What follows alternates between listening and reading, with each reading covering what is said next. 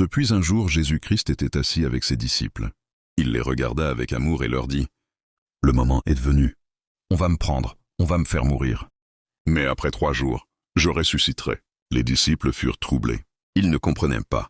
Leur cœur était rempli de tristesse. Mais Jésus-Christ savait déjà tout ce qui allait arriver. Dans la nuit, l'un de ses disciples, Judas Iscariote, le trahit pour quelques pièces d'argent.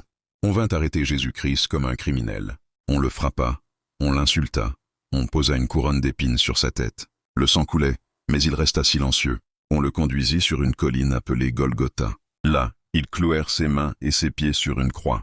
Dans sa douleur, il leva les yeux vers le ciel et dit : « Père, pardonne-leur, car ils ne savent pas ce qu'ils font. » Après des heures de souffrance, il rendit son dernier souffle. Le ciel s'assombrit, la terre trembla. Quelque chose d'extraordinaire venait de se produire. On plaça le corps de Jésus-Christ dans un tombeau, fermé par une grande pierre et gardé par des soldats. Tout le monde pensait que tout était fini. Mais le 3e jour, tôt le matin, un miracle se produisit. Marie-Madeleine se rendit au tombeau pour chercher Jésus-Christ. En arrivant, elle vit que la pierre avait été roulée. Le tombeau était vide. Un ange lui dit : « Pourquoi cherches-tu le vivant parmi les morts ? Il est ressuscité comme il l'avait annoncé. » Remplie d'émotion, elle courut annoncer la nouvelle.